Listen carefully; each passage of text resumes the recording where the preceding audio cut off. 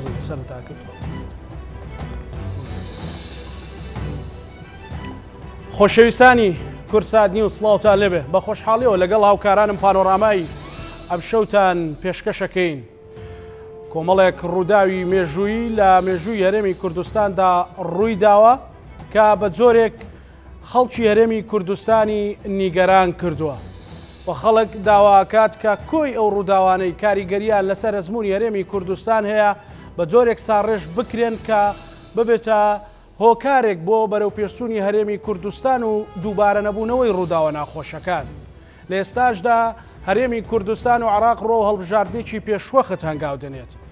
هەڵبژاردننی پێشوەخت لە هەرێمی کوردستاندا یەکێتی نیشتیمانی کوردستان و بزوتنەوەی گۆڕان لە چوارچێوەی هاوپەیمانی کوردستان هەوڵەدەن کە زۆرترین کورسی بەدەست بهێنن بۆی لە عێراقی داهاتوودا لەو عێراقەی کە چاوی وڵاتی ئیقلیمیەکان و تەنانەت ئەمریکا و ئەوروپاشی لەسرە بتوانن زۆرترین مافی کورد بە یەکریزی بە یەکدەستی بە یەک هەڵوێستی بەدەست بهێنن. چۆن بتواندرێت کە کورد لە عێراقی داهاتوودا یەکریز و یەکدەنگ و تۆکمە و یەک هەڵوێز بێت؟ ئاڵوگۆڕ و گۆڕانکاریەکانی ئەم دوایی عێراق و هەرێمی کوردستان بەرەوکوێ هەمووانە لە پانۆرامادا گفتوگۆکەین لەگەڵ زۆر بەڕێز سران عەبدوڵڵا سەرپەرشتیاری مەکتەبی ڕاگەانی یەکێتی نیشتیمانی کوردستان. کاک سران بەخێر بێی. زۆر سوپاس بۆ دەرفەت. ئەنی ئەمڕۆ ئێوارە مەکتەبی سیاسی یەکێتی نیشتیمانی کوردستان بەیانێکی بڵاو کردوتە سبەینی سیوێکی ئابە. سیوێکی ئاب بۆ یەکێتیەکان برینێکە و زامێکە و بۆ پارتی دموکراتی کوردستانی ژەوانی شانازی پێوەکەن، بەڵام بۆ گەلی کورد بە گشتی برینێکی قوڵەوە هیوای ئەوە خوازن هیچ هێزولایەنێکی سیاسی ئەمە دووبارە نەبێتەوە کە قسەی بەڕێستان لەسەر سیوێکی ئابس. با بۆ دەست پێکەم بۆ گەلی کورد چییە؟ اینجا لە ناوی لەناو گەلی کوردستانیشە سیوێکی ئاب بۆ یەکێتی نیشتیمانی کوردستان چییە؟ ئێمە ناتوانین یەکێتی نیشتیمانی کوردستان لە هەموو هێزەکانی ژیانی سیاسی خۆیان لە هەموو مەیدانەکانی خەباتی خۆیان لە میلەتەکەمان جیاکەینەوە. ئەگەر ئەم سیوێکی ئابا برینە بۆ خەڵکی کوردستان، ئەگەر ناخۆشیە بۆ بزنەوەی ڕزگاری خوازی گەلی کوردستان بێگومان بۆ یەکێتیش وایە و ئەگەر بۆ یەکێتی نیشتیمانی کوردستان ئەم خیانەتە بەمانای ئەوە دێت کە یعنی یەکێتی نیشتیمانی کوردستان لە هەولێر دەرکراوە، ئەمەم ڕۆداوێکی سیاسی یان بابەتێکە پەیوەندی بە حزبێکەوەیە حزبێک هاتووە لەگەڵ بەتەعاون لەگەڵ سوپای عێراق ڕژێمی سەدام حوسێن پارتی دموکراتی کوردستان تەعاونەکە لەگەڵ ئەم ڕژێمە بۆ دەرکردنی یەکێتی نیشتیمانی کوردستان. ئەمە حەدەسێکی ئەتوانین بڵێ پەیوەندی بە مەملایی ناوخۆیەوە، بەڵام لە ڕاستیە خوێندنەوە بۆ ئەم حەدەسە ئەبێ ئەو خوێندنەوە بێ کە ئەمە لە خوێنەوە حزبەکە گەڕێ خوێنەوەی نیشتیمانی بێ، چونکە ئەم خیانەتە لە خیانەتێکی نیشتیمانیە و ئەم حەدەسە ئەم ڕووداوە ئەم برینە لە جەستەی یەکێتی نیشتیمانی کوردستان نییە، چونکە یەکێتی نیشتیمانی کوردستان ئەتوانێت بە ساڕێژێکی بکاو ئەگەر وەکو حەدەسێکی پەیوەندی بە حزبەکە خۆیەوە بێ ئەتوانێت لە چوارچێوەی بەرژەوەندە سیاسیەکانی خۆی لێکی بداتەوە و بەنەوەیشکە چارەسەری بکە، ساڕێژی بکات، کۆتایی پێبێنی احتیوای بکە. بەڵام لە ڕاستی ئەم برینە قوڵە برین لەسەر لە جەستەی گەلی کوردستان و برین لە مێژووی بزنەوەی ڕزگاری خوازی گەلی کوردستانە، چونکە هەموو ئەو احتیوارە سیاسیانەی کە بزنەوەی ڕزگاری خوازی گەلی کوردستان هەیە بۆ ڕزگاری کوردستان کە دژی ئەم ڕژێمەیە، دژی ئەم ڕژێمە فاشیستەیە کە پێمان وایە شۆڕشی نوێی گەلەکەمان بۆ بەرەنگاری ئەو ڕژێمە هەڵساوە بەرپا بووە و ئەو ڕاپەینەی کە گەلەکەمان کردوێتی لە سیوێکی ئابا بریندار کرا، چونکە ئەو اعتیبارەت نەهێشتەوە کە تۆ دژی ئەم ڕژێمە بۆستەوە. مەسەڵەن بۆ نمونە ئەگەر قسە تەجربەی سیاسی کوردستانەکەی تەجربەی انتخابات کە کرا لە ساڵ 1992 دوای ئەوە حکوومەت و پەرلەمان تەشکیل کرا، هەموو چیرۆکەی ئێمە لەوەیە حەسر بووە. ئێمە ملەتێکی زۆڵم لێکراوین، تعریبمان لێکراوە، تەبعیس و تەرحیلمان لێکراوە، ئەنفال کراوین، کیمیاباران کراوین و ئێستا بەشێک لە خاکی نیشتیمانی ئێمە ڕزگار کراوە و ئەم لەسەر ئەم خاکە بینای تەجربەیەکرد کە تەجربەیەکی دیموکراسی هەڵبژات لێکراوە، ناکۆکی ناوخۆی ڕوویداوە، ڕاستە شەڕی ناوخۆوە بۆ ناخۆشە، بەڵام ئەمە هەمووی لەو احتیبارەی کەم ناکردەوە بە دەریەوەی کە هێزە سیاسەکان وڵاتانی دراوسێ و ئەمریکاش لەسەر خەت بوون کە ئەو ناکۆکیە ناوخۆی کە لە کوردستان هەبوو چارەسەر بکرێ و گەلی کوردستان لەسەر پلێتی ئەستی خۆی کە پلێتی خەباتکردنە بەرامبەر ئەو ڕژێمەی کە فاشستە، ئەو ڕژێمەی کە گەلی کوردستانی بەو هەموو تاوانە بڵێن ڕوبەڕووی بۆتەوە کە سیوەکی ئامڕۆدا ئەو احتیبارانە دێتە خوارەوە چونکە تۆ هێزێکی سیاسی کوردستان لەگەڵ حکوومەتێک بە حکوومەتی دەستکێشەکانی ناو پرۆسی سیاسی ئەگەر ملاحەزەکی لەو 20 ساڵەیە 20 ساڵی ڕابردووە هەموو ئەو ڕووداوانەی کە لە کوردستان ڕۆدەن بەرهەمی ئەو زامەیە کە لە جستەی ملەتی کورد ڕوویدا ئەوەی کە تۆ هێزی پشت بە هێزی بێگانە بەستی لە چارەسەرکردنی کێشە سیاسەکانی خۆتە ئەوەی کە تۆ ینی ئەگەر دیقەت بدەین زۆر کاریگەری هەبوو لەسەر کزبوونی لەسەر ئینتیمای نیشتیمانی لەسەر کاریگەری کۆمەڵایەتی کاریگەری سیاسی لەوە گەڕ ژمارەی شەهید ژمارەی قوربانیەکانی ئەوانە چکەوە بەشێکە لە مێژوور ڕزگاری خوازی گەلی کوردستان لە هەموو محەتەکانە شەهیدی داوە برینداری هەیە ئەوە چێتە چوارچێوەیەکی خەبات تێکۆشانی میلەتەکەمانەوە بەڵام ئەو کاریگەریە لەسەر نفسێتی ئینسانی کوردی و لەسەر ئەوەی کە ڕەوێک ئەگە تۆ ملاحەزەی ئەحتاسە هەرە گەورەکانی کۆڕە و ینی ڕەوی گەنجەکان زۆربەی ئەمان لە دوای ئەو ئەحداسان دوای سوێکی ئابۆ ڕوویاندا بۆیە بەنامەکەی مەکتتەبی سیاسی ئەوەندەی قسە لەسەرەوەی کە بێ ئەم برینانە ساڕش بێتەوە لە قسە لەسەرەوە نیە کەیتر ئەم حکایەتە زۆر ویستم ئەوە پرسم بەڵام بۆ پارتی دموکراتی کوردستان بەشێکی چامەچەند بوو تەبێژی فراکسیۆنی پارتیە لە شانازیەوە خۆزگا و سیوێکی ئاوا گەشتە سلێمانی ئەوە لەبەر خێتە قاڵبێکی حزبیەوە ئەگەر قاڵ بە حزبەکە بێ یعنی یەکێتی شمان قسانیش قسەیەکە و پارتی قسەیەکە و لە حزب سیاسەکانی دیکەش لە ساحەکە قسەیەکەن موضوع لەوە تەوزیفی سیاسی نییە زۆر جار حدەثی سیاسی ڕوئەدا لە تاابێتە بەشێک لە مێژوو هێزێکی سیاسی دێت تەوزیفی سیاسیەکە موضوع لێ تەوزیف سیاسی نییە بۆ بەیاننامەکەی شمان قسان بۆ نییە کە تەوزیفی سیاسی لە بەیانە ئەم حدەسێ بکە بۆ انتخاباتێک کەواتە من نەبێ بپرسم بەیاننامەکە یەکێتی ئەوەیە کە هەولێری لە دەستوە 25 ساڵ بەر لە ئێستا و جێنفوزی بچووک بۆتەوە یاخود ئەوێ وەکو خیانەتێکی نیشتیمانی و کە دووبارە نەبێتەوە ڕێگە بە حزبەکەی خۆی نەداوە حزبەکانی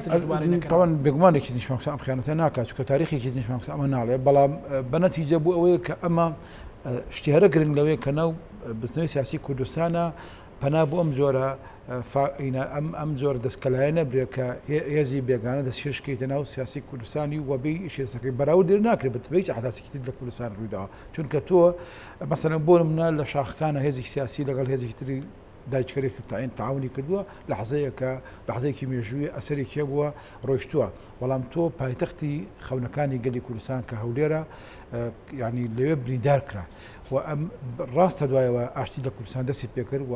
حکوومەت تشکیل بووە بەڵام ئەم بڕینە هەموو جارێک هەتاوەکو قەتماخەنەدا ساڕێژ نەبێ هەر هەمیشە لە سەر قسەکردنە بۆیە بەیاننامەکەیکی تیشمان کوردستان زۆر مەسئولانەیە زۆر ئەم حدەسە گەورەیەوە بیدێنێتەوە چکە 25 ساڵ تێپەڕێ بالمناسبە چکە ئەمە حدەسێکی ساڵ ینی وەکو ساڵی پار وەکو ساڵی پێرار وەکو شوێنەکانی تر نییە کاتێکی تیشمانی کوردستان و حزب سیاسەکانی کوردستان بزنەوەی سیاسی گەلی کوردستان بە تایبەتی زەجیرێکی نوێ بەڕێوەیە و ئێمە ڕوومان لە ئەم تەجربە سیاسی کە لە کوردستانی ڕوومان لە انتخابات لە عێراقا پێویستە ئەو دینگانەی کە دینگە ئاساسەکانی بزنەوەی ڕزگاری خوازی گەلی کوردستانن ینی ماهیەتی بزنەوەی ڕزگاری خوازی گەلی کوردستان دەرەبڕن ئەمانە پتەو بکرێت زۆر دەستکاینێک لە پرۆسی سیاسیە ینی مەسەرەن حدەسی سیاسی گەورە ڕووداوی سیاسی گەورە لە کوردستانە لە وڵاتی ئێمەیە نابێ بکرێتە مەزادی ئەوەی کە بۆ بەسەراتی سیاسی لە ناکاو یاخۆت بۆەوەی کە مەسەرەن بتەوێت لە چەلەحانەی نێوان پەرلەمانتارێک و پەرلەمانتارێکی تریا بەکاری بێنی یا بتەوێت بۆ نمونە سیاسیەکەی نەخۆش ناوێ یعنی بکەی عەزێتی پێ بدەیت ئەسڵی مەوزوعەکەوەیە کە یەکێتی نیشتیمانی کوردستان و پێم وایە بزنەوەی ڕزگاری خوازی گەلی کوردستان کە یەکێتی هێزێکی سەرەکیەتی کە هەڵگرتنەوەی ئەم شۆڕشتێنەوەیە ئەبێ بچێتە سەر ئەو مەفاهیمە سەرەکیانە ینی کوردایەتی بۆچی دامەزراوە ئەساسەن تێکۆشان و خەباتی گەلی کوردستان بەبەستی لێ چییە ئەبێ ئەو مەبەستە زاڵ بکرێت بەسەر هەموو ویستە سیاسەکانی دیکەی کە لە حزەیەکی سیاسی بەوەی شەڕی ناوخۆ بۆی ناکۆکی سیاسیەوە دێتە کایەوە ئەگەر هێزە سیاسەکان ئەوەی کە ئەساسە کاک زانە ئەبێ هێزە سیاسەکان کارێک بکەن ینی بزنەوەی سیاسی کوردستان و ئامانجەکان بزنەوەی ڕزگاری خوازی گەلی کوردستان بخەنە ئەساسی بزنە سیاسەکان واتە ئەوان خۆیان بگونجێن لەگەڵ ئەو بزنە سیاسەیە ئەوان خۆیان بگونجێن ئامانجانی کە کوردایەتی بۆی دروست بووە نەک کوردایەت لەگەڵ ئامانجەکانی خۆیان تەوزیع بکەن بگونجێن ئەمە ئەساسی ئەو دەرسەیە کە پێویستە خەڵکی کوردستان لەم ڕووداوی سیوێکی ئابا وەری بگرێتەوە بۆ ئەوەی جارێکی دیکە دووبار نەبێت ئەگەر ئەم دەرسە نەک وەرنەگرین ئەگەر دراسە نەکری ئەگەر لێکۆڵینەوەی وردی نەکرێت ئەگەر بێت دەست ئەوەی کە کەسێک ینی ڕۆژێکی سیاسەتمەدارێک بێت بەکاری بێنێتەوە ئەمە معنای وایە نەمانتوانی ئەو دەرسە ئیستیعاب بکەین و لە شوێنێک لە جملەیەکە دووبارە بێتەوە لە جملەیەکە لە بەیانەکەی مەکتەبی سیاسی باز لەوە کە پێویستە مەسلەی ڕووداوی سیوێکی ئاب ئەو زامەی لە ڕووداوی سیوێکی ئاب ڕوودا لە تاوانی سیوێکی ئاب ڕووداوە ساڕێژ بکرێت ساڕێژەکە چۆنیە کرێت چۆنی ئەتوانرێت لە پرۆسەی نیشتیمانسازیە بەکاربێنرێتەوە ئیسمار بکرێتەوە ساڕێژەکە ئەوەیە کە هیچ کەسێک قسەسەر ناکە ئاشتی لە کوردستان نەبێ دیموکراسی لە کوردستان نەبێ واتە هێزە سیاسەکان مصالحەی نەکەن لە نێوان خۆیانە ئێستای مەڕوومان لە انتخابات ئەمانەوە لە انتخابات مەسەڵەن بۆ کۆتایی دنیاە هەموو هێزە سیاسەکان لە بەردەمەوەن کە دوای هەموو انتخاباتێک بێن مثلا توظیفی ئەو دەستکەوتانم کە لە انتخاباتە بەدەست دێ و دانیشتن گفتوگۆی لەسەر بکەن کە چۆن وڵات بن بەڕێوە شتیارە گرنگ بۆ بزنەوەی سیاسی کوردستانەوەیە کە چەقی ئەو ئامانجانی کە بزنەوەی لە پێناو دروست بوو ئەبێ ئەو تەحکم بەوە بکات کە ڕەوایی بدا بە خەبات تێکۆشانی هێزە سیاسەکان ڕەوایی بدا بە چالاکی سیاسیان ئەگەر بزنەوەی سیاسی ئەمەی کرد یەکیترینیش ماکسان سەربەرزە بێ و نەبێ ئەگەر بزنەوەی سیاسی چوە سەر ئەم ڕێگایە برینەکانی سیوەکی ئابوو هەموو ڕووداوە ناخۆشەکان مێژووی گەلی کوردستان ساڕێژە بێت چونکە ئەساسی ئەو تەلەفە سیاسیە گەورەیە ئەو شەید و قوربانیدانی کە میلەتەکەمان داوەتی ئەو هەموو زەرە زیانە مادی و معنەی و ئابوریانەی کە ئێمە لە حداسەکانی سیاسی کوردستان بە سیوەکی ئابیشەوە کردومانە ڕێک ڕەوایی لە یەک شتۆرەگرە لەو ئامانجانەی کە بۆ یەکێتنیش ئامانجی مافیشاری خۆنووسین و پێکهێنانی وەکو تەناوت نیشتیمانسازیەکە پێکهێنانی حکوومەتێک و تەشکیلێکی سیاسی کوردستانە کە گزارش لە بزنێر ڕێکخوازی کوردستان و گزارش لە کوردەواری و کۆمەڵگەی کوردەواری بکە لەو ئاستی کە پێی گەیشتووە لە گەشەکردنان ئەگەر ئەمە بوو بەکەوتە سەر مێزی گفتوگۆ من پێم وایە برینەکانی سیوەکی ئاب ساڕێژە بێت چونکە خەڵکی کوردستان و ئەندامانی یەکێتیش ماکەن کە شەهید دەدەن بۆ نادەن بەیانی نرخی وەربگرنەوە بۆ دەن کە ئەم قوربانەیە بۆ دەن کە لە نەتیجەیە داهاتەکەی بۆ داهاتە سیاسیەکەی داهاتە معنەوەکەی بۆ لە قازاجی خەڵکی کوردستان بێ ئەگەر ژیان و گوزارانی خەڵک باش بێ ئەگەر ئەم هەڵە سیاسیانە دووبارە نەبێتەوە بێگومان برینەکانی خەڵکی کوردستان و تێکۆشەرانی ئەم ڕێگایە ساڕێژە زۆر باش کاک ئەستران ئێستا کۆمەڵێک برین لەناو پرۆسەی حکومڕانی کێشە و نیگەرانی هەیە ناکۆچینە بە جۆرێکە گەنجی نیگەران کردووە خەڵکی نیگەران کردووە ئەمانە چۆن تەحولێک بکرێت مەسەلەن تۆ بە پشتبەستن بە دەرز وەرگرتن لە ڕووداوە مێژوویەکان بتوانی تۆ ئەو پرۆسە نیشتیمانسازیە ئەو خزمەتکردنە ئەو ئاشکردنەوەی خەڵکە لەگەڵ دام و دەستگا و مؤسساتەکانی هەرێمی کوردستانە یعنی من دیقەتە دەم لە کۆمنتی هەندێک لە خەڵکا لە قسەی هەندێک لە خەڵکاکە ئێستاش پەرلەمان ڕەنگە پەرلەمان زۆرشتی باش بکات ڕەنگە مەسەلەن گلەی و کەمەکوڕی لەم شوێنەکەیە بەڵام ئەمە بۆ ماکێک بۆی و بە مؤسسەیەکی ناشرین زۆر جارێ شوبهێنە زانی کاکزانە یعنی ئەوە کە مەسەلەن بۆ نە خەڵک یعنی ئەمە مەبەستمەوەی ئەوانە تێپەڕێنین ئەوەی کە خەڵک ڕێی خۆ بڵێ یعنی منبەری فەیسبوک یان منبەرە سیاسی جاجەکان بەکار بێنە بۆ قسەکردن ئەوە مەسەلەیەکی طبیعیە بەس ئەوەی کە یعنی لێرە گرنگە ئێمە بچینە سەر پرێتە ئەسڵەکە مەسەلەن بۆ ممکن نییە پرۆسەیەکی سیاسی ببێ پەرلەمان مختصری دیار ممکن نییە حکوومەتێک هەبێ بەبێ ڕقابێکی تەشریعی لەسەر بێ کە قسەی لەسەر بکات ممکن نییە حکوومەتێک تشکیل بێ ئەگەر بۆنە لە ناو بینایی پەرلەمانەوە دروست نەبێ و ئەگەر دروستە بێ ڕوویداوە لە تاریخە ڕووی دروست بووە بەڵام نەتیجە ئەمەی کە پێڵن شەرعیەتەکەی بریندارە بێ واتە شەرعیەتێکە 100% بۆی دابین نەبووە بۆ ممکنیش نییە مؤسسەی پەرلەمان لە کوردستان بیان لە عێراق بێ مەسەلەن بۆ منە خۆ لە عێراق تێبینی هەیە لەسەر مؤسسەی پەرلەمان بەڵام نابێم تێبینە بگاتە ئاستێوەی کە یعنی شک لە ئەهمیەتی پرۆسی انتخابات دیموکراسی بکرێت یعنی مەسەلەن بۆ نمونە لە پێناوی لەبەر ئەوەی کە بۆ نمونە پەرلەمانتار یان جیازی پەرلەمان لە کوردستان لە عێراق کەمکوڕی هەیە خاوە خلیسە مەسەلەن ئەرکەکانی خۆی جێبەجێ ناکە ئیترمەوە یەکسان بێ بەوەی کە باشتر وایە بە قفری دەین و پەرلەمان کۆتایی پێبێن و با حکوومەت خۆی بکەچکە ئەگەر ئەمەت کرد اینجا دوای لە حکوومەتیش بۆ چەندوانی وەزانیی بۆچی باشتر وایە کەس بڕێ دەدا ئەوە کە مؤسسات هەیە ئەمە تەجربەی ئێمە نییە تەجربەی هەموو دنیا نیشانی داوە کە بۆ دەسەڵاتێکی دیموکرات و دەسەڵاتی محترمت هەبێ پێویست بەوەیە کە دەسەڵاتی تەشریعیت هەبێ دەسەڵاتی تەنڤیزیت هەبێ دەسەڵاتی دادوەریت هەبێ بێگومان جاران ئەشمانەوت دەسەڵاتی چوارەمشمانەوە کە دەسەڵاتی ڕاگەاندنە کە ئەوەیە سەر ڕەنگە ئیشکالێکێ عیلاقی بە ئێمە و عیلاقی بۆ کۆی جونگاوە هەیە لە هەموو دنیاە بەڵام ئەم سێ دەستگایە خۆ مەسەن بۆ منە لە هەموو وڵاتێک کە باسی واکە مەسەن پەرلەمان حکوومەت دادوەری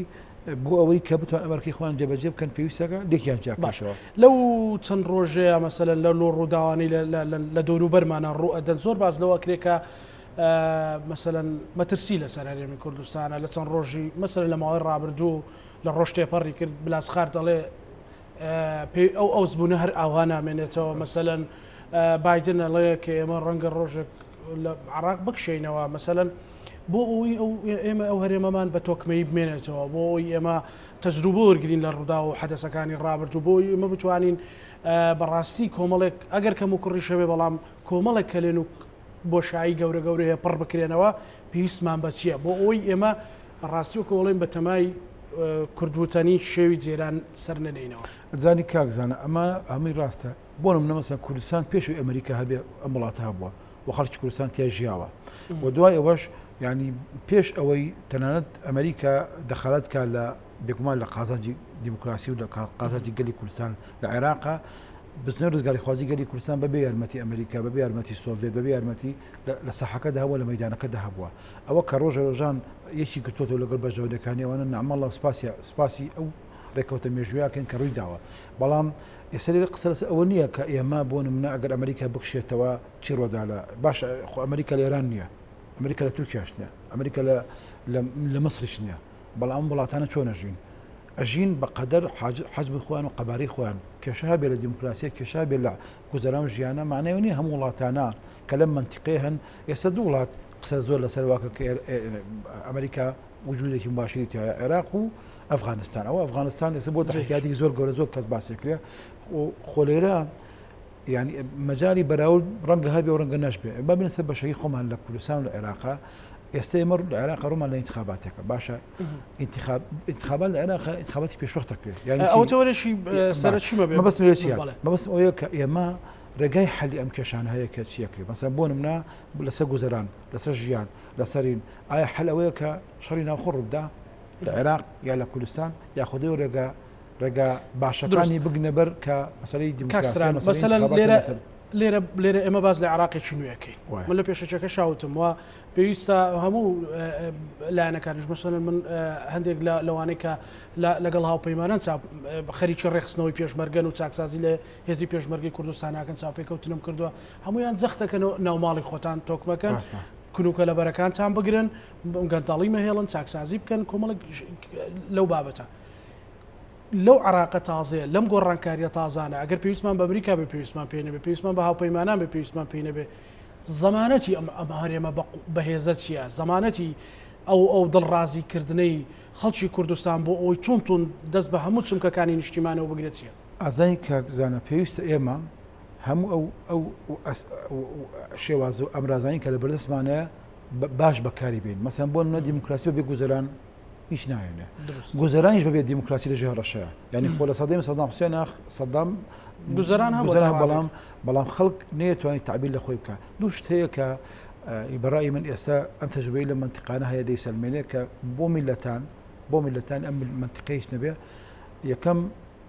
گوزەران دووەم ئەمنیەت و دڵنیایی سێم پێم وایە ئازادی دێت ڕەنگە ئێمە هەندێک لە مەراحل هەیە دیموکراسیەکەمان پێشخست بێ بەڵام ئەمە طبعا ئەمە لە قورآنی هاتووە الذي آمنهم من خوف وأطعمهم من جوع ئەمە دوو مەوزوعی زۆر گرنگە بەڵام سێم خاڵ لە حکومڕانیە کە زۆر کەس لە بیرەکە کە ئەوەی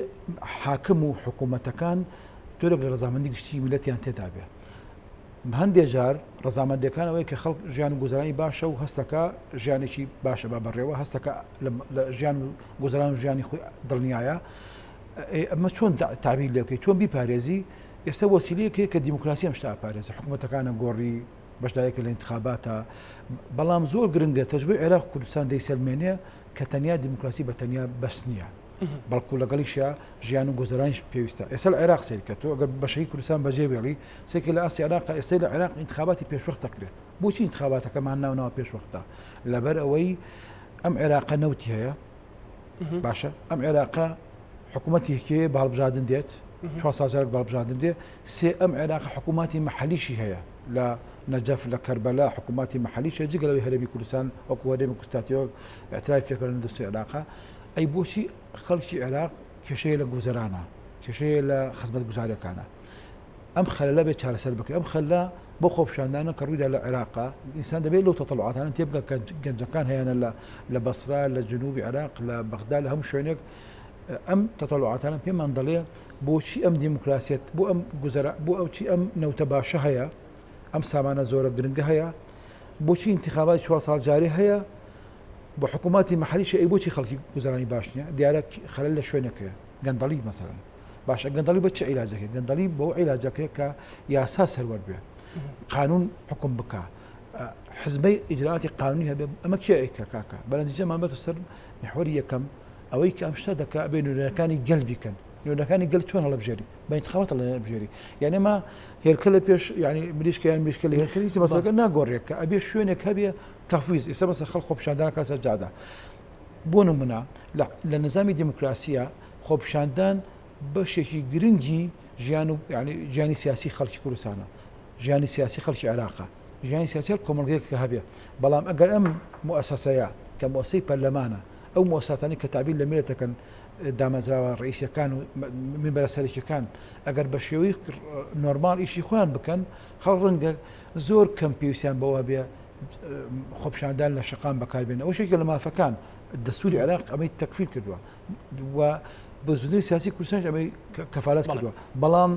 بۆچی ئەگاتە خۆپیشاندانی توندوتیژی؟ بۆچی ئەگاتە خۆپیشاندانی توندوتیژی بەرامبەر؟ دیارە ئەم مؤسساتانە بە پێی پێویستی شەکانی خۆیان ڕایی ناکەن و دیارە لەگەڵ ئەو مؤسساتانەشە کۆمەڵگە شەشتا ئامادەکاری تەواوی تێدا نییە. ئەمە بێ من سەر هەرێمی کوردستان لێوە بڕۆمە بۆ هاوپەیمانی کوردستان کە دروستان کردو. ئێستا هاوپەیمانان داوای ئەوە کە لە هێزی پێشمەرگەی بخرێتەوە و چاکسازی بکرێەوە بەڕاستی لە مەسەلەی بیرروڕای ئازادیشە هەرێمی کوردستان و کوی بەڕێزت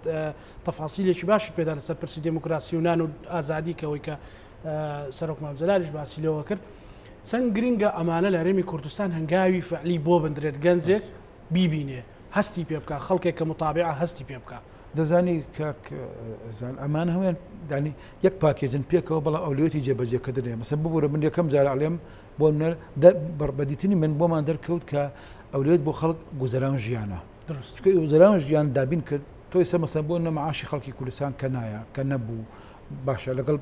بۆی پەیوەندیمان لەگەڵ عێراق کە خراپ بوو یان بۆی گەندەڵی لە کوردستان و لە عێراقا ئەم موچەیە ئەم گوزەرانە باش نابوو کە باش نەبوو تو ناتوانانی مەسەرن بە خەڵک بڵی کاکە ئازادی گرنگە، ناتوانین بە خەڵکیش بڵی لە پەنا نان و مەعاش و گوزەرانتەوە پێویست بەوەیە کە مەسەن بۆ مەسەلەی کەرک و حەڵکەی پێویست بەوەیە کە دیموکراسی لە عێراقا بێ خەڵک سکی تێر بێ اینجا دێ سەر بە دروستی بیرەکاتەوە. ئەگەر بەچی ئەتوانێ مەسەڵەن بە خەڵک بڵی تۆ بۆ هەیە بە ئازادی قسە بکەی ئەگەر ئەمنیەتی بۆ دابین نەکەی کابرا ئەڵێ قساکە شۆرە تەلەڤیزۆن سبەینە بنەوەشکە تەعامل لەگەڵەکرێت. بۆیە پێویستە ئەم دووشتە یەکەم گوزەران، دووەم ئەمنیەت، سێمیش دیموکراسی و یاخود ئازادەکەی. ئەمە کاکە زانە ئەمە دەرس بەڕای من ئەمە دەرسی بزنەوەی سیاسی کوردستانە، دەرسی تەجربەی سیاسی لەم 30 ساڵەی ڕابردووە. وڵاتێکی دراوسی وەکو تورکیا وەربگرین. تورکیا لە پێشە لە جمهوری تازە کە دروست بوو لە پێشە قانونی جێبەجێ کرد.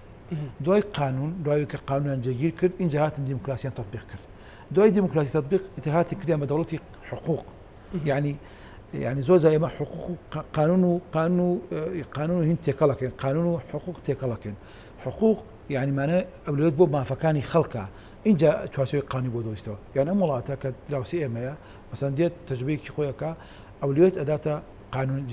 جێگیر کرد، قانون جێگیرەکە اینجا دێت لە 45 دەیکا بە دیموکراسی ئەکا انتخاباتی زیاجاکە. سێمیش دێت هەر ئەوە بەس نییە پێشمان بە دەوڵەتی حقوقە. ئێمەش لە کوردستان کاکە ئەگەر بینە سەر تەجربەکە سیر بکەین خەڵک ڕاپەرنی خۆی کرد، ئازادی خۆی کرد. عێراق سەدام ڕوخا بەشەکەی خۆی لە دیموکراسی و لە ئازادی جێبەجێ کرد، دەستورێکت هەیە بیتە سەر بەشی هەرە گرنگ ئەوەیە کە گوزەرانی خەڵک باشکەیت. گوزران بۆ تێکەچێ گوزران بۆ لە وڵاتێک کە نەوتی هەیە تێکەچێ لە کوردستانێک کە ینی سەرۆت و سامانێکی زۆری هەیە بۆ تێکەچێت دیارە لەبەر پەیوەندی بە گەندەڵیەوە پەیوەندی بە شێوی حکومڕانی ئەمە مەسئولێتێکی بالمناسبە مەسئولێتی گشتی طبقەی سیاسی کوردستانە بە تەنیا مەسئولێتی حکوومەت نییە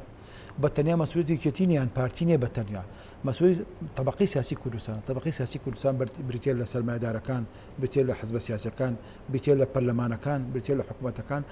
فێڵێکی زۆر سەیرە ئەگەر تو بڵێ مەسەلەن خەتای کاکزانایە خەتای سران نییە خەتای کاکزانە و سران نییە خەتای کامیرەمانەکەیە خەڵک بە یەک پاکێ سەیرە سەتەلایتاکە بۆیە زۆر گرنگە ئێمە بزانین کە نخبەی سیاسی لە کوردستان و لە عێراقا پێویستی بۆ خۆی ئەبدێت کاتەوە حەلی ئەم مەسەلانە بکە ئەگەر حەلی ئێستا خەڵک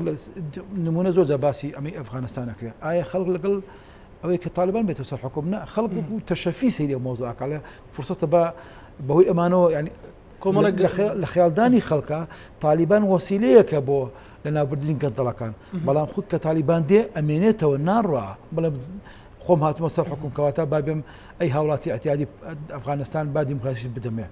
خەڵک ینی ئەو ئەداتە خۆی دەبێتە حکومڕانیەک کە دوای بێتە بەڵایشی گەور لەسەر میلەتی ئەفغانستان بۆیە حەل ئەوە نییە حەشدی شعبی بێت حکومی عێراقکە حەل ئەوە نییە کە هێزی نادیار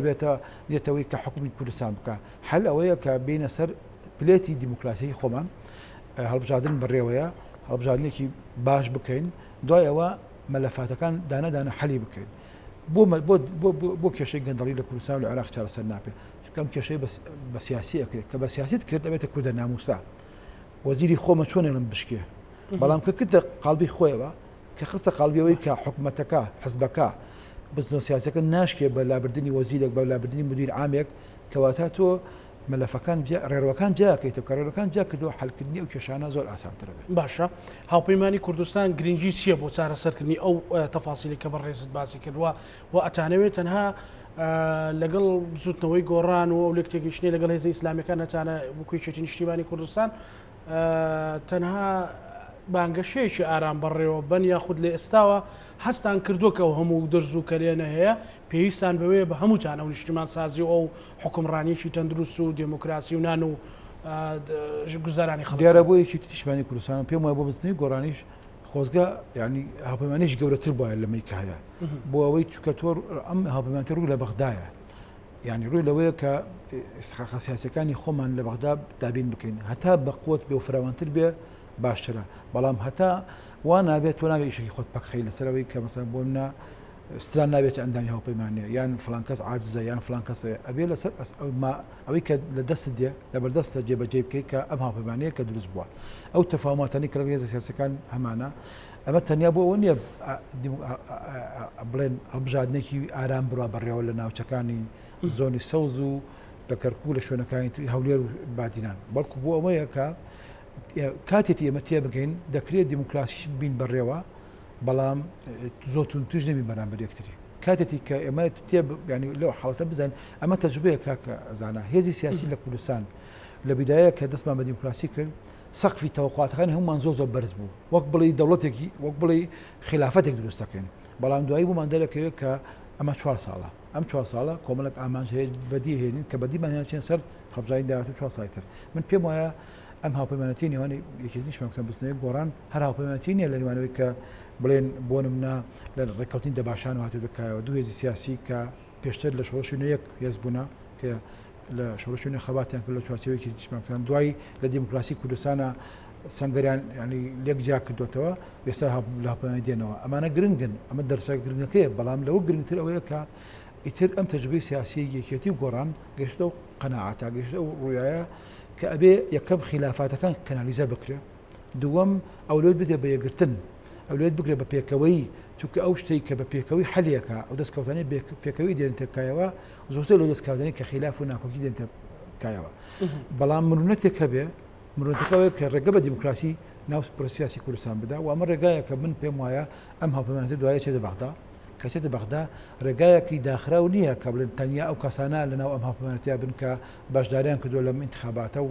دەنگیانداوە و کە بریتێ لە مەڕەشەحەکانی یەکێتی گۆڕان ئەم فراکسیۆنەوەی فراکسیۆنێکی کراوە بێ بۆ هەموو کوردێک کە دەوێت ئامانجەکانی گەلی کوردستان بەدی بێنێت و نابێت بێتە مۆزۆی کوردە نامۆستا بڵێن لەبەر عنوانێکە بۆ یەکێتی و گۆڕان کەواتە إمكانية بارتي تعامل لقلبك يعني إمكانية كمثلا نوعية تعامل لقلبك يعني هذا سياسي كذا نظام انتخابات شيء فرازة والله هذا سياسي كدينا بيشوات شو نقدر تعامل بكن أبي بو أو مفاهيماني كأم أم هالي قرتوا على ديمقراطية العراق حكمراني فيدرالي تسكوتكاني قالي كردستان حكومتك كومالك أو أمانجاني دستور العراق زامني كردوا كاتي ابديتي كانوا كاتي شيء لسال بكين مثلا بونمنا تواني برلماني كردست العراق بونمنا برلا مصيري العراق بتاع غرفه دومي برلمانيه كانجمني اتحاديه كان بشكل دستور العراق بلام لبر كوملك فاكتوري تلجا بجينا كراوا قران كايلا او بروسياسي اصلا يستافي يسبزاين كان نكتن يا هرمي كردستان ديمقراطيه العراق جه رشد بي اگر هذا سياسي كان كامل قوي اخوانه باش دايله انتخاباتنا كان مثلا بون خلق ايوه حكمراني العراق انا بيت حكمراني كي كون برستانا خلق ديول حكمراني العراق نبت حكومتي شي كبون منا حشد الشعبي تاع كنترول كا يعني نبت حكومتي ك تاع يعني بشغل كسب كسبه اي بو ما بيسبو بري دن بدي هذا سياسي مسؤول هالبجيري كبتن اول كانت جبجه كمان بما ويا او هي زال اسي كردستان يزي هبماني كردستان يعني بمسؤوليته عيدي كردستان دابين بكا وبمسؤوليه شو هم قريتي باشي دانستاندن لقل بغداد لدواي انتخابات باب الريوه وهميش ببيت لدود هاشوش دو اراستيا هاشوش يعني ك هيك شيء بدلني هاشوش شيء ك على بابرين العراق جابينه ونازل تشبكين انا او هالبجادي كردستاني وهالبجادني لنيوان بغداد بايتخت خلي مكان اشتغل بجيرة ما بيس بان بويا كبيمانه قلب بجيرين ام هاو بيمانتك بو عراقي دهات وضروره كرت بتوك ميله بغداد بيغمان بس كي اتواني ام شتي يقتو يدرس كا او برنامج سياسي كم هاو بيمانتي اريد اقرا ام هاو بيمانتي كاك زعما تجربه سياسي جناي مامجل العراق وقال لي كردستان لبنجاب وحفتا كرسي ابو هم جاي يعني كم انتخابات كلا حفتا بيش كرسي ما مش كسونا كان تاعي نقول دعي دنا كان يمل لبنجاحوت كرسي زيات النبو بحند ولا قات الشخصيه كرسي بلد الشخص ام هيزه سياسيه ام فاكت ام كتله كردستانيه بابلين كجارك بناي هاپمانی کردستانی و جارێک بەناوی کتلە کوردستانیەکانەوە گرنگ نێ ناوەکە ئیشێ کرد ئەم هاوپەیمانەتە بە دەنگی کورد ئیشی ناکرد بە سەنگی کورد ئیشێ کرد بەو تروحاتانەی کە جەنابی مامجار تەرحێ کرد بەو تێزە سیاسیانەی کە بۆ حەلی کێشەکانی نێوان شیعە و سوننا بۆ حەلی کێشەکانی دیموکراسی عێراق پێشنیارەکرا ئەمانە سەنگێکی داو بە کورد پێم وایە لە جیلی داهاتووە لە مەرحەلەی داهاتووە دوای انتخاباتە عملية سياسية العراق قوريا والله ما فاهم سريش كاني كجناي إمام جلال زرعي كدول نو بروسياسي العراق هل هو خوي دمنا دستور العراق سيكيد كاك زعما دستور العراق دو بشا بشي ما في بيكاتا كان بكردو بشي او بستنو بهمينا كان بشي شي ما فكاني كبخلشي مدني قرنقا رنقا يسد ويا انتخاباتين بين سر ما فاشتياني كخلق خبشادين كل لعاستي لبغداد لشون كان جنوب العراق وانا كواتا ابي امها بمان الايددا تنيا شاي لسلونه بالتحالفات كالقل هي زبره وكان انتخابات كرنج هذه الشخامي شي تابع شو كان يقلوا عن انتخابات باش داريك كان بلكو بيت ها بماني كردستان شاي لسيكوش كبير يكم كرد خوي لنا خوي دا دوم شقامي عراقي سيم راروكان سياسي عراقي كم هذا سياسي يعني كاين يشتكى لقلن ايش بكا وشيشتكى پرسیارێکی حەزبی دێتە پێشەوە کاکستران بەحکمیەوەی تەجروبێکی دوور و درێژت لە ناو هەوراز و نشێوەکانی چ نیشتمانی کوردستان هەیە یەکێتی ڕوبەڕووی کۆمەڵێک گرفت و نیگەرانی بۆ تۆ مەسەلەن هەموو هەوراز و نشێوانە بەڕێز داگەداری ئێستا باز لەوە کرێت کە مەسەلەن بە زۆرێک لە زۆرەکان هەندێک خەڵک لە ژێرەوە خەڵکانەدا کە دەنگ نەدا بە هاوپەیمانی کوردستان بایکۆتی انتخابات بکرێ و بۆ ئەوەی کە ڕووداوێکیان حاڵەتێکی لە ناویشتی نیشتیمانی کوردستانە نەک لە کوردستان کاکەزانە لە هەموو دنیاە ئەمە بەڕاشکاوی بڵێم ئەمە یەکێتی بوونە یاخود دژێکی ئەمە یەکێتی بوون نیە و دوای ئەمە دیموکراسی بوونیش نییە کاکەزانە يعني جوهري الديمقراطي لا أوروباش لبلاتاني كي ما تشاو لوانا كينو فريانا كين بجين بوانا لا تصورات كان لا منظومي شارسي سياسي ديمقراطية على يان دنگ بدا يان بدنگ با أما انتخاباتها إنسان شو صاجر أو ما في بكاري بين دنگ بدا دواي أو دنگ دانا أتوين دنگ زوركا لو شو صالح من تو أنواع دنگ كين عزبين ليك اشتبين وكشين كن بلام لحظه تاريخيه كتبتي دنگ بدي او لحظه دوباره نابتوا ئەو شوێن ئەو لەحظەیە کە تۆ ئەچی دەنگە دەی بە یەکێتی نیشتمان کوردستان لە ناوێت تەمەەن دەنگ بە هاوپەیمانیە دەیت تۆ ئێمە تەحالفێکین ئەو لەحظەیە کە قەڵمەکە بەدەستەوەیە ئەو دەنگە نەدا جایشکە دووبارە نابێت زەربەت لە کوێدا زەربەت لە یەکێتیدا زەربەت لە کوردستاندا زەربەت لە هاوپەیمانیەکەدا بۆیە گرنگ ئەو دەنگە بدەی ئەو دەنگەتدا نیو سەعات دوای ڕەنگە کێشەکەت حەل بێ ئەی باش ئەو کاتە عەزابی زەمیر لێرە چییە من پێم وایە بستنی سیاسی لە کوردستانە ئەو چەند ساڵی کە بینمە ئێستا ڕاشکا و پرسیارێکی تر بکە کاکستران مەسەلەن لە 2009 2010 یەکێتی ڕوبەڕووی تەجروبەیەک بووە کۆمەڵی خەڵک دەنگی نەدا ئەو قسەی جەنابەتەوەی بیرخستمەوە مەسەلەن دوایی کە یەکێتی لاواز بوو پرۆسی سیاسی چی لێ هات لاواز بوو پرۆسی سیاسی لاواز بوو و بزات ئەم لاوازیان پرۆسیاسی کەوت ئەستۆ دوو کەس دوو فئە باڵێن یەکێتی کە دوو تێگەشتن یەکێتی کە کەموکوڕی هەبوو دەنگدەریش کە زیاد لە پێویست ینی وەکشۆڵی زیاد لە پێویست پێداگری کرد لەسەر ئەو کەموکوڕیە لە انتخابات ئەخسزایدن تۆ سەیری عکسەکەیشی بکە دوو انتخاباتمان بینی ئەمە 2010 خەڵکێکە بوو دەنگی نەدا وانە کە دەنگی نەدا دەنگکە ناچێت نابێتە کتلێکی دەنگدان دەنگ نەدان نابێتە دەنگ چەند هەزاران دەنگ وەکو سفر وایە وەکو سفری پاش فارین وایە لە پشتی نەکە ڕقەمەکە هیچ نییە بەڵام قسە پێشی ڕقەمەکە ئەبێتە شتێک ئەم دەنگ نەدانی تۆ نابێتە هێزێک نابێتە کتلەی هێز ئەوەی دەنگەدا یەک دەنگیش بێ ئەو هێزە ئەمە لە 2010 دەرکەوت وە لە پێشتیش کە دەنگ بە یەکێتی نیشتمان کوردستان ئەم تەجربەی کەیسەی یەکێتی گۆڕان پێکەوە هەنا بەرامبەر یەکتری دەنگیان لە یەکتری خوارد ئێستا دەنگکانیەکە خەنەوە بۆ یەگە دوشمەکە سیر بکەیت دەڵێ پێکەوە بەتە ڕێگە بۆ بزوتنەوەی و ڕژگەشتنەوە قەنەعەتی پرۆسەکە سنگ بووە کاکە یەکێتی بەجیا بەهێزە گۆڕانی بەجیا بەهێزە بەڵام بەیەکەوە بەهێزترین لێرە مۆزوعەکە ئەوەیە گە تۆ سەیری عێلاقی ئەو تەجربە سیاسی لە کوردستانە بکەی خۆ یەکێتی پارتی چۆن بوون بە هاوپەیمانێکیان کرد دوای ئەو هەموو شەڕ خوێناوی کە لە نێوانیاندا هەبوو بەسیەکی ئاویشەوە ئەوە هاتن بۆیان دەرکەوت دەستکەوتەکانی هەردوو لە دەستکەوتەکانی میلەتی کورد لە ناکۆکی کەمتر لەو دەستکەوتانی کە بە پێکەوەی ئەکرێ بەدی بێنێت یان ئێستا یەکێتی و گۆڕان گەشتون ئاسانە بڵی وڵات جاوە لە تەجاری میلەتانی دنیاشە هەبووە یەکگرتن باشترە بەڵام دیارە میلەتان هەیە بە چای خۆیان ببین اینجا شتەکە تاقیب بکەنەوە ئێستا یەکێتی و گۆڕان لەم هاوپەیمانەتیە دەڵێن چی بەیەکەوە بەهێزترین بەجیا بەهێزین بەڵام ناکەین هێزێکی بەقوت زۆر بەسەرحەج بی لە مەگەر هێزەکانی لە سیاسی کوردستانی لەم 30 ساڵی ڕابردوو شتێکی تۆ نەگۆڕاوە یەکێتی نیشتمانی کوردستان گۆڕان پێکەوەن جاران جیاواز بوون دوو کتلەی پەرلەمانین ناگاتە دەنگەکانی پارتی بەڵام کە یەکەگرنەوە پێکەوە دەبن دەنگکان کۆ دەکەنەوە نزیکە بێتەوە لەو دەنگانی پارتیەتی لە فراکسیۆنەکەی لە بەغدا و لە کوردستانیش کە دەڵی ئەم کتلەیەکە خەیتۆمانەوێت تۆ شەڕی پارتیەکەی ئەتی شەڕی سیاسیەکی بەوەی کە پارتیش بالمناسبە پارتیش لە کوردستان لە بەغداش پێویستی بەوەیە هێزێکە بێ شان لە شانی بدال بۆەوەی بستنەوەی سیاسی پێش بکە بۆی ڕاستی کاتەوە لە هەڵەکانی کە دێتە پێشەوە ئەمە میکانیزمی بستنەوەی سیاسی و دیموکراسی ئەگەر تۆ بتەوێ قسە بکەی دەنگت بڕوا پێویستی بۆی هێزەکەی خۆت کۆکەیتەوە ئەگەر هێزە کۆ نەکەیتەوە بە پەرتی ناتوانانی ئینکەیتەوە ئێستا یەکێتی نیشتمان کوردستان لە پەرلەمانی کوردستان هەموو جارێک کرد لە بەرنامەکەی جەناب تەباسم کردووە گۆڕان 12 کورسیە یەکێتیشمان 21 کورسیە 98 کورسیە باشە دەکۆی کەرەوە چەنەکە چ شتێک بکە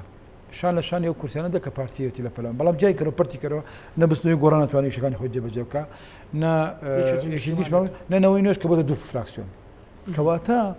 ئەهمیەتی دیموکراسی لەوەدا نییە کە پەرد بێ ئەهمیەتی دیموکراسی لێ کە جیاواز بی بەڵام پێکەوە بیت کۆیکەیتەوە ئەمە پێم وایە ئەمە ئەو نیەتان هەیە بۆ هەرێمی کوردستانیش لاوپەیمانی کوردستان من پێم وایە ئەو نیەت بەنیەتی دوژمن نا خەسم نا بەمنێتی ئەوەی کە بێکەوە مەسەلەن پرۆسە دیموکراسیەکە تەواو کرد بێ ناکۆکی سیاسی لە کوردستان لە هەموو دنیا هەیە بەڵام تۆ کەنالیزەی بکەی گرنگە بەچیەکەی بم پێم بە دیموکراسی توانین بە تەحالفات توانی بکەی ئەمە مەفهومێکە کە کاتی خۆی ڕەحمەتی شهيد فاد سكرتير الحزب الشيوعي عراقي يريد يعني يريد وحده وتناقض يعني وحده بيه وتناقض به اما اتوانين خلاف سياسي شمانها به بلام كان اللي زي بكين يسليك فراكسيونا تسيري فراكسيوني كثير شويه كان جوازيه يعني اكيد باش قران خواننا اخوانا جوازيه يعني بارتي خواننا اخوانا جوازيه يعني اذا الرجال لو ناقي كتو جواز بيت بۆی باشترە کتلی گەورەتر دروستکەی کە من پێم وایە هاوپەیمانی کوردستان ڕێگای خۆشەکە بەوەی کە لە پەرلەمانی عێراقا کتلێکی بەهێز بین و دوایش لە پەرلەمانی کوردستانی شا دیسان کتێکی بەهێز بن دیسانەوە بۆ ئەوش ناکە کتلێ بەهێز بین بکەینە ملانێ و شەڕی ناوخۆی و ئاژاوە و کێشە بەڵکو چۆن ئەو هێزە سیاسی کە تەوزیفی بۆ خزمەت ئەوەی کە لە سەرتاوە تەوزیفکەی بۆ خزمەتی میلەتەکە تەوزیفکەی بۆ گوزەران ژیانی خەڵکات چونکە بە نەتیجا بۆ خەڵک کە دێت دەنگەدا بۆ یەکێتیەکان کە بێت دەنگ بدەن ینی چونکە ئەگەر دەنگ نەدەین پەشیمانە بینەوە خۆ عەزابی زەمیر ینی عەزابێکی سیاسی زۆر قۆڵ و گەورەیە دوایی ئێمە کە دەنگ دەدەین بۆ چیمانە بۆمانە دوایی بێن خزمەتی میلەتەکەی خۆمان پێ بکەین ئەگەر دەنگیمان بەهێز نەبێ ناتوانین ڕوحاتەکانی خۆمان سەرخێن و ناتوانین خزمەتی خەڵکێن وەکووتمان ئێستا باسی گوزەرانەکەی باسی موچەکەی بەچی توانانی حەلیکە ئێمە بەو سیاسی کە لەگەڵ بەغدا ڕێکەوتنکەی کە بەو سیاسی کە وەفدی هەرێمی کوردستان کە سەرۆکاتی کە قوبات چووە بەغدا وازەحە تێزەکانی یەکێتی گۆڕان سەرکەوتن لەم عملەیە کە بەڕاستە بەنای حکوومەتەوەیە بەڵام بە نەتیجە ئەم تێزانە دیارە هیچ تێڕوانینە سەرکەوت و مجهات و بجات بۆ سەرکەویت ئەبێ هێزێکی بەقوت بیت یعنی هێزی خێر هێزی ئاوەدانی هێزی هات پێویستە کات کە دەنگی بدەیتێت دەنگی بۆ کۆکەیتەوە دانیشی خۆتی لە ئازکەی لەبەرەوەی مەسەرەن کاکزانە بەرنامێکی لە کوردستان وڵی لە داخی بەرنامە دەنگ نادەم باشە کاکزانە دای بەنامەکە تەسلیمی تۆکاتەوە لەبەر ئەوە پێویستە کات کە ینی واقعا بزانین یەکێتیەکانە بێ و ڕاستیە بزانن جاران خوێنیان بۆ یەکێتی ڕشت ئێستا بەس دەنگەتن ئەمەمان لە بەرچاو بێ ئاسانترین ئەرکی سیاسی جێبەجێکین کە دەنگدانە بۆیە من پێم وایە بالمناسبە حماسی یەکێتیەکانش گەرمە بێ ڕۆژانە لەگەڵ هاتنە پێشەوەی سەرخستنی یەکێتیش مامکسان ئەو حماسە لە کۆتای ئەمە پەیامی بەڕێستان چیە بۆ لایەنگر و دەنگدەرانی شتی نیشتیمانی کوردستان لە هەرێمی کوردستان و بەناو سەدا بڕێنراوە پەیامی من پەیامی هەموو یەکێتیەکە ینی پەیامی هەموو ئاسانە بڵێم پەیامی ڕاگەاندێکی تیژمان ئاسانە بڵم پەیامی سەکەداتێکی تیژماکسانە ئەتوانم بڵم پەیامی هەموو یەکێتێکی ئاساییە یەکێتیش ماکسان سەرخێن لە میتخاباتە بۆ ئەوی دەنگمان دلێر بێ دوایی قسەی لە قسە بکەین بڵێ ئەومان بەدڵنی ئەومان بەدڵە ئەومان پێر چاکرێ ئەومان بۆ چاک بکەن بەڵام کە دەنگ نەدەین ناتوانین دوای دەنگ بکەین و گلەی بکەین ئەمەش هەر ئەمە مەبدەیەکیتیان نییە بە تەنیا بەڵکو ئەوە مەبدەیەکی حکومڕانی لە هەموو شوێنێکی دنیاە یان دەنگ بدە یان بۆ 2000 بێ دەنگ بە زۆر زۆر سپاس عەبدوڵڵاه سەرپەرشتیاری مەکتەبی ڕاگەیاندنی شتی نیشتیمانی کوردستان بینەرانی خۆشەویست لەگەڵ هاوکارانم پانۆرامای ئەم شەومان پێشکەشکردن بە هیوایەوەی هەموو لایەکتان ساغ و سەلامەت بن خواتانەکە